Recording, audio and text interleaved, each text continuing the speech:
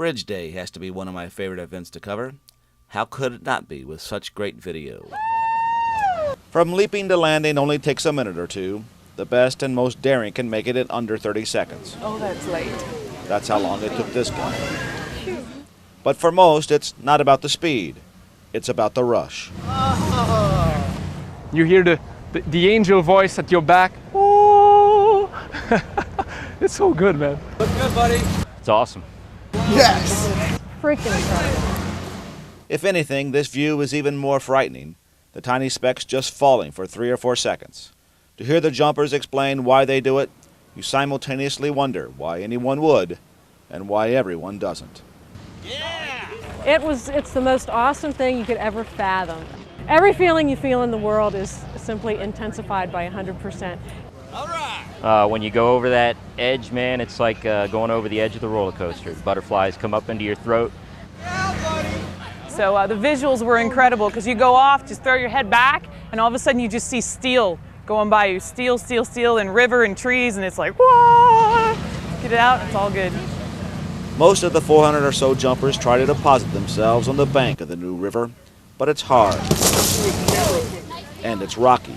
And sometimes jumpers are injured, landing where they want, just not how. Some prefer the softer if wetter option. You dry faster than you heal is what you say around here. So landing in the water is okay, a little cold, but not bad at all. Still, landing can be unpredictable, so the few spectators lucky enough to have a seat on the rocks have to keep their eyes to the skies and their for a show that leaves the jumpers floating on air. How was it? Long after they land on the ground. I am so proud of you. Bridge Day jumpers aren't the only ones attracted to fall in West Virginia. A whole lot of folks from a whole lot of places come to take photographs of Babcock State Park. Harold's from Connecticut. Shirley's from Virginia. Donald calls Pennsylvania home. No matter where they and the other photographers come from, they are here now with a single focus. They want to take their shot at getting that all-time great shot. What I'm trying to do is I'm trying to beat the bright sunshine because the soft light, it works better. And I'm slowing the light down by using polarizer and a neutral density filter to get a really nice soft flow to the water. It's a morning shot, early morning. Come here at sunrise, and as the sun comes up over the trees, it lights up the trees over the mill. Then you get the reflection in the water. What really makes the shot is not only the buildings, but the waterfall in front of you. You got the waterfall leading right to the building, and you got some red color in the trees. It really makes for a beautiful photograph. With so many photographers around, some feel the need to exercise a little extra effort to make their photos less like everyone else's. Perhaps going for that perfect shot that will be published in a magazine or entered into a contest. But of the hundreds of photos we saw being taken, most will settle for simply being enjoyed.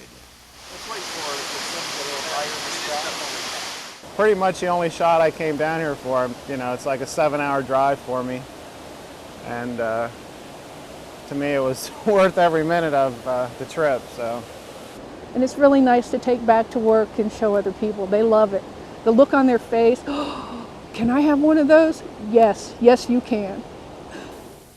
In our 3 falls of visiting Babcock State Park, we saw crowds drawn to the changing of the seasons, but we found irony. No matter the year, the scene remained always picture perfect. Yeah, I'm quite proud. The photographers were the ones who changed. They left with a photographic memory. That's beautiful. The serenity of a state park shares very little with the sights and sounds of a high school wrestling tournament.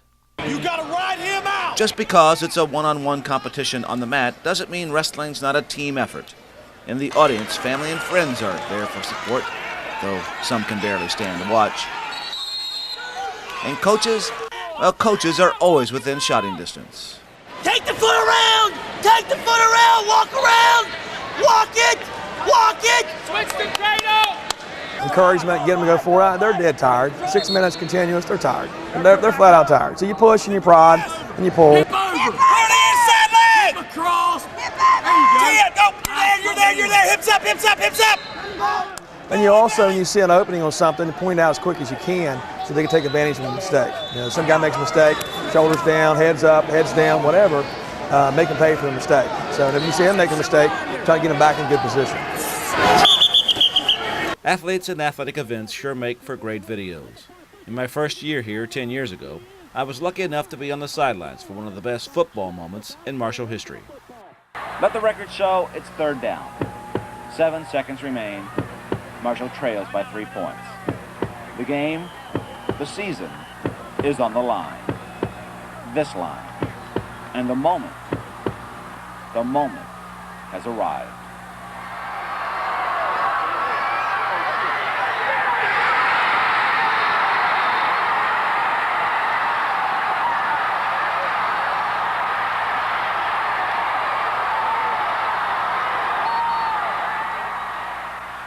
Lifetimes are made up of moments, but most of them pass quickly and quietly.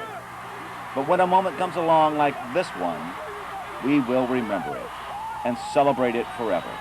It was the best game I've ever been a part of. So will Chad Pennington.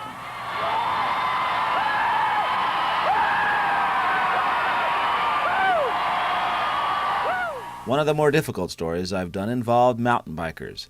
The story wasn't difficult because of the topic or the people. Rather, it was a lot of walking with a camera on the side of a mountain. Matt Fisher's career as a bicycle racer is going downhill. Fast. Get it! The faster, the better.